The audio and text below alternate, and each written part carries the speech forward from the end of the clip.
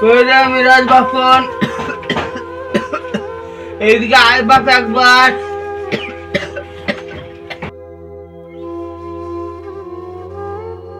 চাচা তোমার কি হয়েছে গো চাচা? চাচা আমাকে বলো তোমার কি হয়েছে? বাপ আমার দুই বেটাকে রেখে দে বাপ, আমার খুব উপকার হবে রে বাপ। ঠিক আছে চাচা, তোমার দুইটা বেটাকে আমি এক্ষুনি ডেকে দিচ্ছি।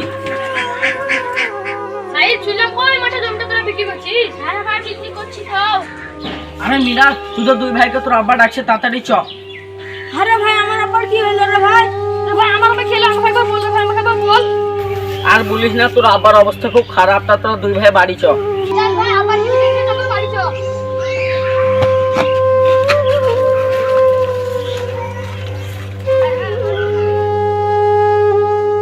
মিরাজ বাপন, তোমরা আইছো বাপ? আব্বা তোমার কি হলো গো আব্বা? তুমি আমাকে বলো গো আব্বা। বেটা আমার শরীর তো খুব ভালো নয়, আমি বোধহয় আর বেশি দিন বাঁচবো না, তাই মরার আগে তোদেরকে একটা কথা বলে যায়, তোরা কি রাখবি? হ্যাঁ আব্বা আমি রাখবো। হ্যাঁ আব্বা আমিও রাখবো। কি কথা বলো আব্বা? দেখ বেটা, আমরা তো দুনিয়াতে বেঁচে থাকতে দুই ভাই কোনোদিন ঝামেলা করিনি, তাই তোদেরকে একটা কথা বলে যায়, তোরা দুই ভাই সবসময় একসাথে থাকবি, কোনো কাজে তোরা ঝামেলা করবি না।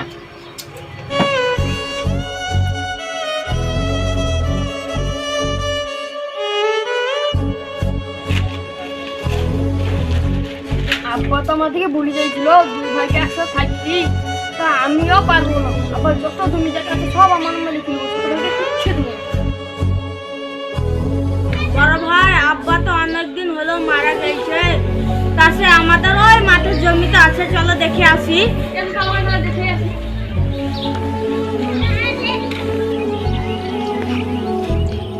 বড় ভাই এই জমিটাই তো ভালো ধান হয়েছে, তা তুমি এই জমিটা আমাকে দাও। কিসের জমি? এই জমি আমি তো কিছু দিতে পারবো না। আব্বা তো বললো আমাদেরকে দুই ভাইকে একসাথে থাকতে জমিগুলা দেখতে। বড় ভাই তুমি কেন আমাকে জমি দিবা না?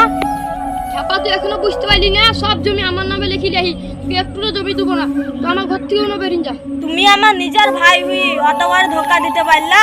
আব্বা যে কথাগুলো বলিয়া হলো তোমার কি মনে নাই? না আমার মনে নাই, কথা ছাড়। ভাই এমন একটা দিন আসবে তুমি আমাকে কেন্দ্রীয় পাবা না। বড় ভাই থাকো তাহলে আমি যাচ্ছি। বন্ধুরা, এরকম ঘটনা আমাদের সমাজে প্রতিনিয়ত হয়ে থাকে। কিছু জায়গা জমির জন্য আমরা নিজের ভাইকে পর করে ফেলি, তাই বন্ধুরা নিজের ভাইকে কখনো পর করবেন না এবং তাদেরকে কোনোদিনও ধোঁকা দেবেন না। বন্ধুরা আমরা এই ভিডিওগুলো খুব কষ্ট করে বানিয়ে থাকি, তাই আপনারা আমাদের চ্যানেলকে ফলো, সাবস্ক্রাইব, লাইক, শেয়ার অবশ্যই করবেন এবং কমেন্টে জানাবেন ভিডিওটা কেমন হয়েছে।